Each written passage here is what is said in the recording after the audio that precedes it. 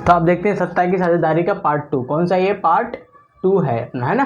अब देखते हैं कि बेल्जियम में क्या घटित हुआ, उसके बाद हम देखेंगे श्रीलंका में। तो बेल्जियम जो है छोटा सा देश है, कहाँ का है, ये यूरोपीय देश है। यूरोपीय देश मतलब यूरोपियन महाद्वीप का एक छोटा सा देश है, जिसकी सीमाएं फ्रांस से लगती है, नीदरलैंड से लगती है, जर्मनी से लगती है और लग्जमबर्ग से इसकी सीमाएं लगती है। तो कितने देशों से सीमा लगती है, सीमा मतलब उसकी बाउंड्री लगती है 4 देशों से, पहला फ्रांस, नीदरलैंड और जर्मनी और लग्जमबर्ग। तो ये क्वेश्चन आता है पेपर में कि आपसे एक एक नंबर के जो आते हैं ना ऑब्जेक्टिव, उसमें पूछता है कि बेल्जियम की सीमाएं किस देश से नहीं लगती है। तो आप देख लीजिए, 4 है फ्रांस, जर्मनी, उसके बाद है अपना नीदरलैंड और लग्जमबर्ग, इसके 4 सीमाएं लगती है। इसकी जो आबादी है लगभग 1 करोड़ है। कितने, 1 करोड़ से थोड़े से ज्यादा इनकी आबादी है। और जो बेल्जियम है इसकी राजधानी है ब्रुसेल्स। कहाँ है, ब्रुसेल्स है ना, इसकी राजधानी ब्रुसेल्स है। और यहाँ पर यूरोपियन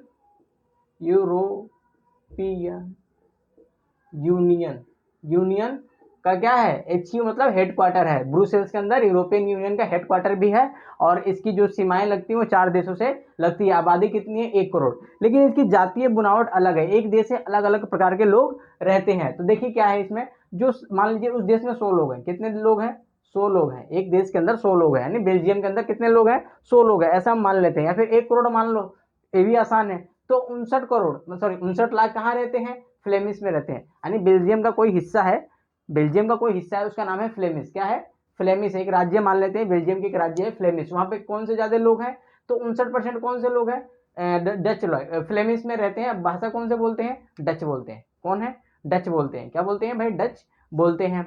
और जो 40% पॉपुलेशन है, वहां की जनसंख्या है, वो बेलोनिया में रहती है। कहाँ रहती है, बेलोनिया में। भाषा कौन सी बोलती है, फ्रेंच बोलती है, यानी फ्रेंच बोलती है। आप फ्रेंच फ्राई खाते हैं ना, तो समझ लीजिए यहाँ से है ना। वो कहाँ रहते हैं, बेलोनिया में रहते हैं। कितने परसेंट है, 40% है। यानी 1 करोड़ का 40% मतलब 40 लाख लोग कहाँ रहते हैं, बेलोनिया में रहते हैं। और 59 लाख लोग कहाँ रहते हैं, फ्लेमिश में रहते हैं। भाषा कौन से बोलते हैं, डच। ये पेपर में आता है, मिलाइए, कहते हैं ना 1 2 3 करके, इसमें मिलाने को आता है। और जो 1% लोग है, केवल 1%, वो कहाँ रहते हैं, ब्रुसेल्स। ब्रुसेल्स किसकी राजधानी है, तो बेल्जियम की राजधानी है। ठीक है। और जर्मन लोग, जो जर्मनी बोलते हैं, यहाँ पे कौन से भाषा बोलते हैं, जर्मन बोलते हैं। ठीक है, जर्मनी लिख दिया, जर्मन लिख दिया। ठीक है, यहाँ पे जर्मन भाषा बोलते हैं। अब 1% है इनका, मतलब 1% मतलब 1 लाख लोग हैं, इनकी कोई गिनती नहीं है। अब बात किनकी रहेगी, डच और फ्रेंच की। जो फ्रेंच है बेचारे अल्पसंख्यक है। अल्पसंख्यक मतलब इनकी संख्या कम है। देखो ना कितने परसेंट है, ये 40% है। ये कितने परसेंट है, जो डच वाले, ये 59% है। फ्रेंच अल्पसंख्यक है, इनकी संख्या बहुत कम है, लेकिन ये बंदे अमीर है। अल्पसंख्यक तो है, जैसे अमीर है। जैसे भारत के अंदर जो सिख धर्म के लोग हैं, सरदार जी लोग, वो उनकी संख्या कितनी है, बहुत कम है, बहुत कम है, केवल पंजाब तक सीमित है, लेकिन बहुत अमीर होते हैं। तो वैसे ही जो फ्रेंच है, अल्पसंख्यक है, अमीर है, ताकतवर है। ताकतवर इन द सेंस की फाइट में नहीं, पैसों के लेकर, राजनीतिक शक्ति को लेकर, जागरूकता को लेकर, इस मामले में उनके पास बहुत सारी संपत्ति है, ताकतवर है और शिक्षित है, यानी पढ़े लिखे हैं। कौन लोग, फ्रेंच लोग। लेकिन इनकी समस्या क्या है कि बेचारे अल्पसंख्यक है। अब अल्पसंख्यक है, ये ताकतवर है, पैसे वाले हैं, समृद्धि है, इनकी खुशी किसको पसंद नहीं आएगी, तो डच लोगों को इनकी खुशी पसंद नहीं आएगी। अब पसंद नहीं आएगी तो हड़पो इनको। तो ये क्या करते हैं, बेचारे बहुसंख्यक है। क्या है, डच लोग बहुसंख्यक है, तो ये लोग हिंसा करते रहते हैं, यानी क्या करते हैं, दंगा फसाद करते रहते थे। ये लोग पिछड़े हैं, किसमें, शिक्षा में और समृद्धि में। इनके पास गरीब है और इनके पास एजुकेशन भी नहीं है, तो ये हमेशा जलते रहते हैं। किससे, तो फ्रेंच लोगों से बेचारे जलते रहते हैं। कौन जलता रहता है, डच वाले जलते रहते हैं। अब क्या हुआ, रोज लड़ाई झगड़ा होगा तो अच्छी बात है नहीं, तो एक बीच का रास्ता हमें निकालना पड़ता है। तो बीच का रास्ता इन्होंने निकाला बढ़िया से, बेल्जियम की समझदारी। तो बेल्जियम ने कहा कि देखो भाई, इतनी विविधता हम लड़ते रहते हैं, हम लोगों का विकास नहीं हो पाएगा, हम लोगों का विकास नहीं हो पाएगा। तो इन्होंने कहा कुछ तरकीब निकालते हैं। तरकीब निकालना कि जो क्षेत्रीय विविधता है, विविधता का मतलब अलग अलग हमारी जो पहचान है भाषा को लेकर हमारी, हम उनको एक्सेप्ट करते हैं और इससे हम आगे बढ़ते हैं। ठीक है, जैसे भारत में है एक देश एक भाषा, ये बिल्कुल बेकार है। भारत के जिस दिन अंदर अंदर एक देश और एक भाषा आ गया ना, तो तमिल वाले हमें जिंदा नहीं छोड़ेंगे, और होना भी नहीं चाहिए। अपने लोगों को अपनी अपनी भाषा बोलने की आज़ादी देनी चाहिए। और यहीं पे हुआ ये सब काम। ठीक है, इन्होंने विविधता को स्वीकार किया। हम बोलते हैं ना, भारत जो देश है एकता में विविधता में एकता है। ठीक है, फिर आते हैं यहाँ के जो संविधान था, इन्होंने 4 बार संशोधन किया। संशोधन का मतलब होता है संविधान संशोधन का मतलब, इसमें संविधान में 4 बार इन्होंने परिवर्तन किया। ठीक है, 1970 से लेकर 93 तक इन्होंने 4 बार संशोधन किया, यानी संविधान के अंदर क्या किया, इन्होंने परिवर्तन किया। उसके बाद आता है संवैधानिक प्रावधान, यानी संविधान में लिख दिया इन्होंने कुछ ऐसी बातें लिख दी कि ताकि इनकी जो समाज है वो आगे बढ़ सके। पहली बात लिखा कि केंद्र के अंदर पूरे जो देश की सरकार होते हैं उसको केंद्र की सरकार कहते हैं। किसकी सरकार कहते हैं, केंद्र की सरकार। ठीक है, या फिर संघ की सरकार कहते हैं, कई बार इसको संघ यानी यूनियन गवर्नमेंट कहते हैं या सेंट्रल गवर्नमेंट कहते हैं। तो इन्होंने कहा कि देखो जो डच भाषी हैं और अपना जो फ्रेंच भाषी हैं उनकी जो केंद्रीय जो अपना सभा होगा उसमें इनकी संख्या समान रहेगी, उनकी संख्या समान रहेगी। जैसे हम मान लेते हैं कि पूरे देश के लिए बेल्जियम वालों ने एक सरकार बनाया केंद्र का कि पूरे देश को देखेगा, उसमें हमने मान लेते हैं 100 मेंबर है। कितने मेंबर है? 100 मेंबर हैं, ठीक है।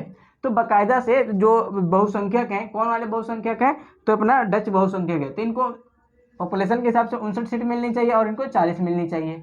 लेकिन हुआ क्या वहाँ पे, कहा कि नहीं देखो हमारी भी संख्या बराबर होनी चाहिए और आपकी भी संख्या बराबर होनी चाहिए। तो यहाँ पे 50-50 हो गया। किस क्या हो गया? 50-50, यानी फ्रेंच के भी 50 आ गए और डच के भी 50 आ गए। जैसे मान लो पूरे देश के अंदर, भारत के अंदर जो अपना संसद है उसमें हर भाषी लोगों को बराबर प्रतिनिधित्व दे दिया जाए, उस प्रकार की बातें यहाँ पर हुई। कहाँ पर? बेल्जियम के अंदर। तो जितने भी केंद्र की जो सरकार थी उसमें फ्रेंच भाषी और डच भाषी की जो प्रतिनिधि थे, यानी जो चुन के सदस्य आने वाले थे, है ना, जो नेता थे, वो फ्रेंच भाषी की भी 50% और डच भाषी की भी 50% होंगे। अगला आता है जो राज्य सरकारें थी, जैसे मान लीजिए फ्लेमिश की, बेलोनिया की, क्या नाम है, ब्रुसेल्स की, है ना, इनकी राज्य सरकारें क्या होंगी? एक केंद्र के अधीन नहीं रहेंगी, यानी केंद्र के अधीन मतलब होता है केंद्र के नीचे रह के काम नहीं करेगी, ये स्वतंत्र रूप से काम करेंगी। कौन? जो राज्य सरकारें होंगी। फिर आता है सत्ता का विकेंद्रीकरण किया इन्होंने, सत्ता का विकेंद्रीकरण का मतलब होता है कि बड़ी शक्तियों से पावर लेकर छोटी शक्तियों को पावर दे देना, उसको हम सत्ता का विकेंद्रीकरण कहते हैं। फॉर एग्जाम्पल के समझते हैं कि एक आपका स्कूल है सुंदर सा, ठीक है, और उसमें एक सर है या मैडम है, कुछ भी मान लो, ठीक है, ये सर या मैडम कुछ भी मान लो, सर मान लो चाहे मैडम मान लो, ठीक है। और उन्होंने कहा कि बेटा मैं 2 मिनट के लिए बाहर जाती हूँ, और एक बंदे को खड़ा कर दिया, मान लेते हैं पप्पू को खड़ा कर दिया। अब मैम के पास पावर है ना पूरी क्लास को अंदर शांति बिठा के नहीं, बना के रखना।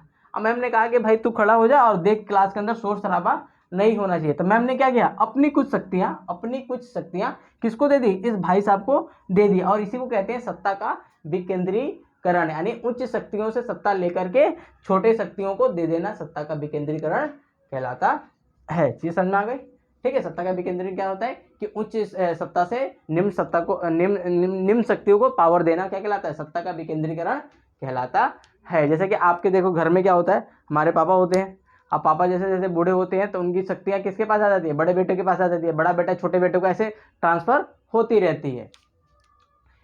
फिर आता है सामुदायिक सरकारें। इन्होंने एक सामुदायिक सरकारें बनाई। इन्होंने कहा कि देखो भाई आपका अलग मैटर है भाषा का और हमारा मैटर अलग है। तो डच वालों ने अपनी अलग सरकार बनाई सामुदायिक लेवल पे, और फ्रेंच वालों ने अलग बनाई। जो 1% है ना जर्मनी वाले, इनका कोई लेना देना नहीं, केवल 1% है इनको, इनमें ही मिल जाते हैं वो। तो उन्होंने कहा कि एक सामुदायिक सरकार होगी जिसमें अपने अपने समूह के ही सदस्य होंगे। अगर मान लो सामुदायिक सरकार है डच की तो केवल क्या होंगे? केवल डच वाले होंगे। अगर फ्रेंच की है तो केवल फ्रेंच वाले होंगे। वो काम क्या करेंगे? शिक्षा को लेकर, संस्कृति को लेकर, भाषा को लेकर ये अपना काम करेंगे। इसीलिए आप जब देखेंगे बेल्जियम के अंदर वहाँ जो रोड है वहाँ पे 2 भाषाओं के अंदर, 3 भाषाओं के अंदर क्या लिखा हुआ है? रोड पे नाम लिखा हुआ है। अगर आप भारत में भी रहते हैं तो अगर मान लीजिए कहीं रोड जा रहा है, दिल्ली लिखा हुआ है, मान लेते हैं यहाँ पे लिखा हुआ है दिल्ली, और दिल्ली ऐसे लिखा हुआ है, तो एक तो इंग्लिश में भी लिखा होता है, हिंदी में भी लिखा होता है, ठीक है। अब डिपेंड करता है कि मान लो पंजाब की तरफ वो बोर्ड लगा हुआ है तो आप पंजाबी भी लिखी जाती है, ठीक है। तमिलनाडु की तरफ जाओगे तो उसमें तमिल भी लिखा होगा। तो इसका मतलब होगा कि हम लोगों ने भी ये भाषाएं विविधता को स्वीकार किया हुआ है, ठीक है। ये समझ में आ गई। अब मिलेंगे नेक्स्ट पार्ट में, जो कि क्या, नेक्स्ट पार्ट में इसी में श्रीलंका के बारे में देखेंगे।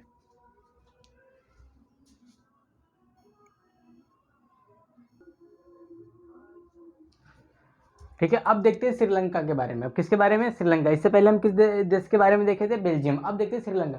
श्रीलंका एक छोटा सा देश है, द्वीपीय देश है। श्रीलंका कुछ इस प्रकार का है ना, ठीक है। तो श्रीलंका का ये वाला जो क्षेत्र है ना, यहाँ पे कौन रहते हैं? तमिल लोग रहते हैं। तो इसको द्वीपीय देश है। द्वीपीय देश वो देश होता है जो चारों ओर से पानी से घिरा हो। इसकी आबादी लगभग 2 करोड़ है और हरियाणा के बराबर। हरियाणा की आबादी भी लगभग 2 करोड़ है और इसकी भी आबादी लगभग 2 करोड़ है। यहाँ पे 74% जो है वो बौद्ध धर्म को मानने वाले हैं। किसको मानने वाले हैं? 74% बौद्ध धर्म को मानने वाले हैं। और कौन सी भाषा बोलते हैं? सिन्हली भाषा बोलते हैं। कौन से वाले लोग? बौद्ध वाले।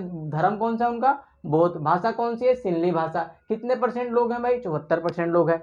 अब जो तमिल लोग हैं वो कितने हैं? 18% लोग हैं। तमिल लोग 18, लेकिन तमिल में भी 2 कैटेगरी है। एक है श्रीलंकाई मूल के तमिल और एक है हिंदुस्तानी मूल के तमिल। इसके अंदर हिंदू और मुस्लिम दोनों आ जाते हैं। कहाँ पर? तमिल वाले के। ठीक है, ये धर्म क्या है इनका? हिंदू हो सकते हैं या फिर मुसलमान हो सकते हैं, लेकिन भाषा कौन सी बोलते हैं? तमिल बोलते हैं। इनकी जनसंख्या कितनी है? 18% है। जो 7% ईसाई है, 7% ईसाई है। ये क्या बोलते हैं? तमिल भी बोलते हैं, सिंहली भी बोलते हैं। तो इनका कोई मैटर ही नहीं, इस केस के अंदर इनका कोई मैटर नहीं है। मैटर किनका है? सिंहलियों का और तमिल का। जो सिंहली है कौन से धर्म को मानते हैं? बौद्ध धर्म। जो तमिल है वो किसको मानते हैं?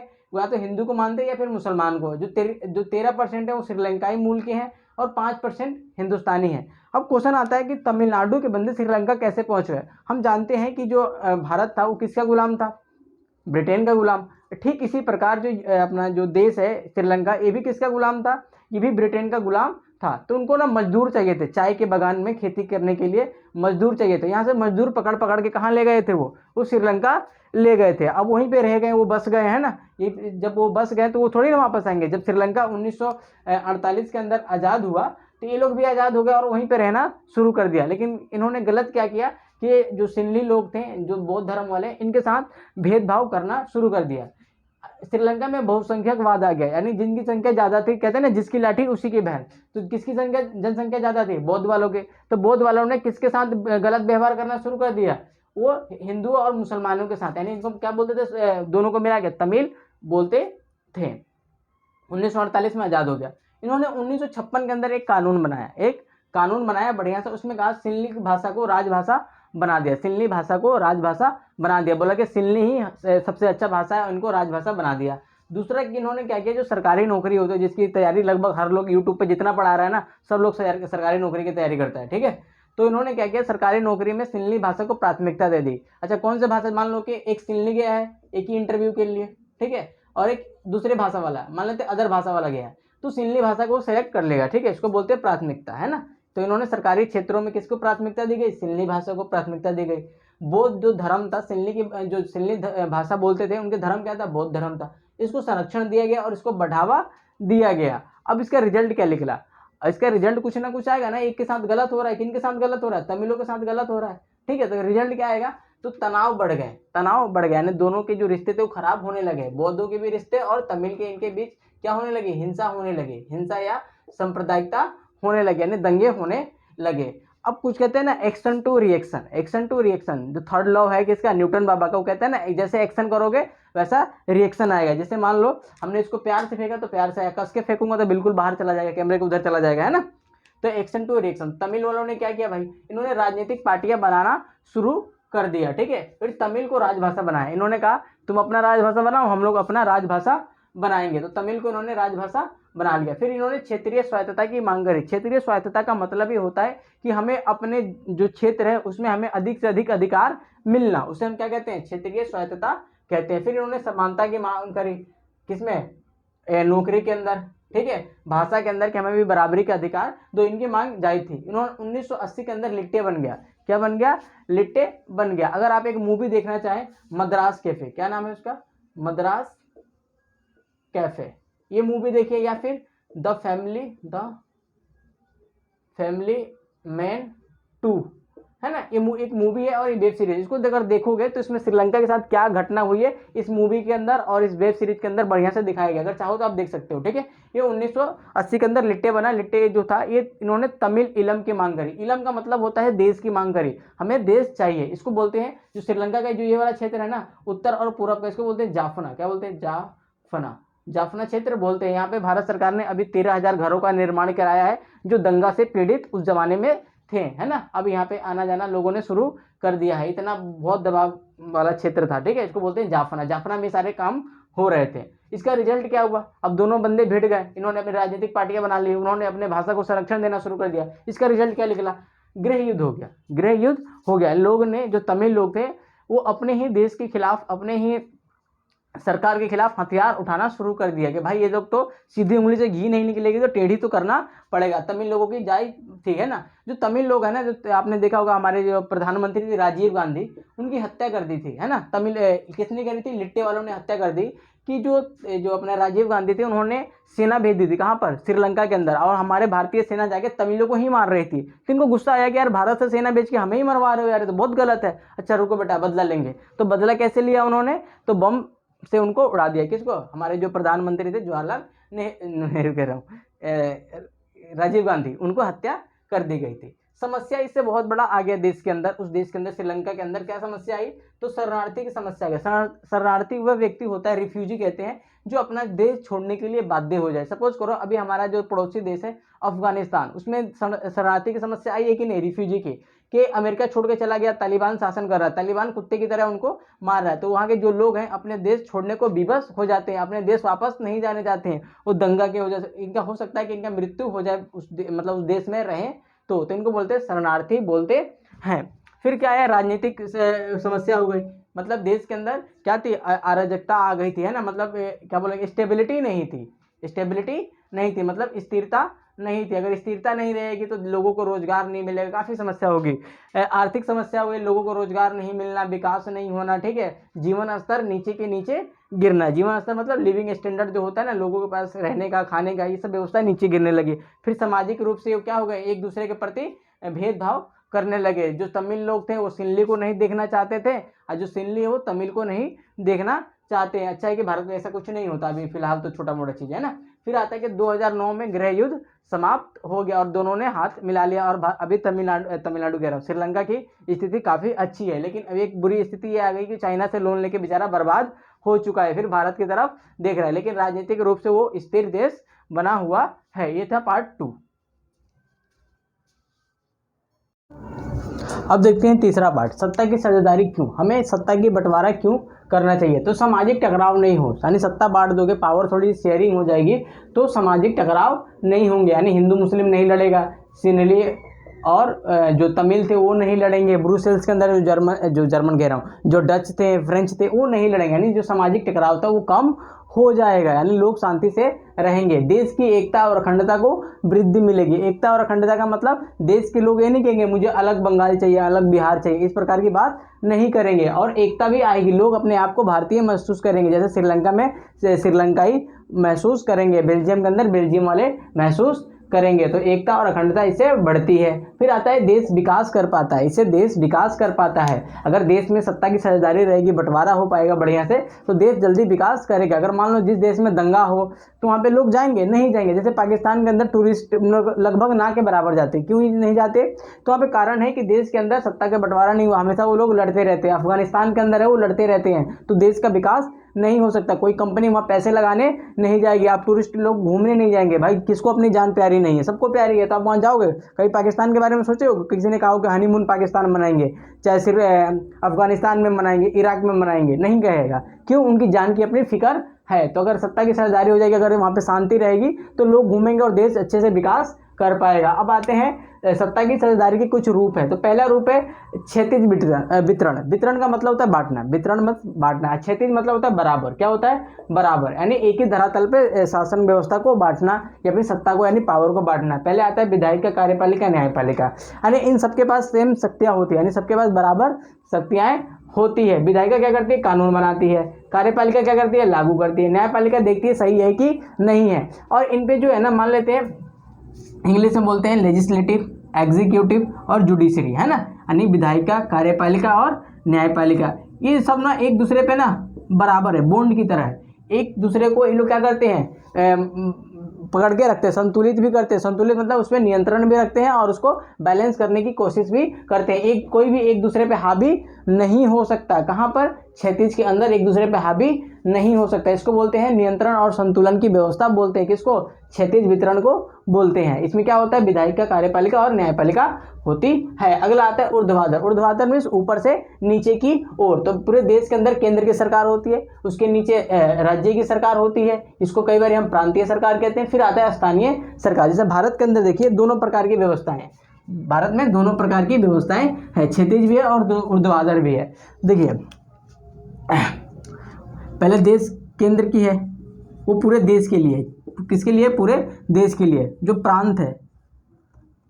प्रांत है वो यूपी हो सकता है हमारा, इसको राज्य भी बोलते हैं, इसको राज्य भी कहते हैं ना।